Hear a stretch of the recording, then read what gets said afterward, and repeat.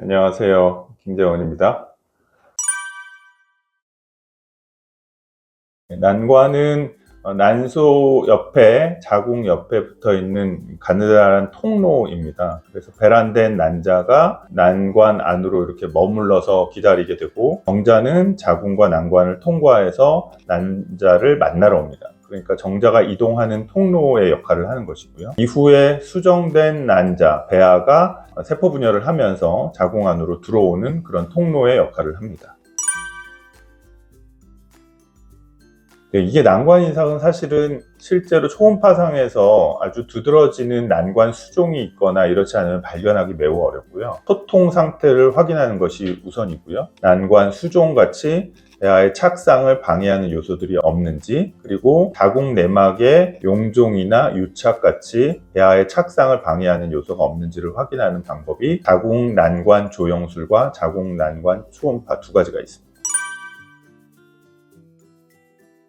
이게 한쪽이냐 양쪽이냐에 따라서 얘기가 달라지게 되는데요. 한쪽이면 반대쪽을 통해서 임신할 수가 있습니다. 그러니까 한쪽이 막혀 있는 경우 반대쪽의 소통 상태가 괜찮다고 하면 문제가 없는 경우들이 대부분입니다. 그러나 막혀 있는 쪽에서 배란이 이루어지는 상황에서는 우리가 임신을 기대하기 어렵기 때문에 반대쪽 난소에서 임신할 수 있도록 생리주기가 일정하시고 배란이 잘 되는 분이라도 배란 유도를 해야 되는 경우들이 생길 수 있고요. 양쪽이 막혀 있는 경우에는 소위 말하는 체외수정 시술, 난자와 정자가 몸 안에서 만날 수 없기 때문에 난자를 채취해서 정자랑 바깥에서 수정을 시키고 배양한 후에 자궁 안에 넣어주는 시험관 시술을 통해서 임신을 해야 합니다. 그러나 한쪽은 막혀있고 한쪽은 정상이라 하더라도 반대쪽 정상인 부분도 진짜 정상인지는 의문이 드는 경우들이 꽤 있습니다. 그 얘기는 무슨 얘기냐면, 난관이 막히는 경우가 염증 또는 유착 이런 것들인데요. 염증이라는 건 주로 이제 자궁과 나팔관의 염증을 유발하는 만성 난관염 같은 것들인데, 이런 것들이 사실 한쪽에만 오고 한쪽에는 오지 않는다라고 생각하기 어렵잖아요. 그런 점 때문에 실제 검사상에서는 한쪽은 막히고 한쪽은 소통되어 있는 것처럼 보이지만, 배아가 막혀 있지 않은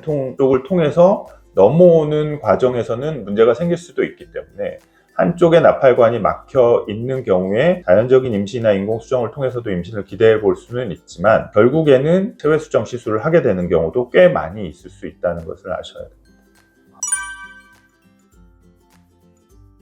말씀드렸던 것처럼 한쪽 나팔관이 상태가 괜찮다면 자연적인 임신이나 인공수정을 얼마든지 시도해 볼 수 있고요. 반대쪽, 양쪽까지 다 막혀 있는 경우라면 원칙적으로는 시험관 시술을 하는 것이 임신을 할 수 있는 방법이고요. 또 조금 세부적으로는 난관이 막혀 있는 위치에 따라서 일부에서는 촬영을 하는 동안에만 막혔다고 생각하는 그런 경우가 있습니다. 근위부, 자궁에서 나팔관으로 나가는 시작 부위가 막힌 것으로 나오는 경우에는 한 30% 정도에서는 실제로 검사를 했던 시기에 자궁의 강력한 수축으로 인해서 일시적으로 막힌 거고, 실제로는 잘 소통이 되어 있는 경우도 있을 수 있기 때문에, 나팔관이 막혀 있다고 해도 자궁에서 나팔관으로 나가는 시작 부위가 막혀 있는 경우에는 간혹 자연 임신이 될 수 있는 경우도 생깁니다.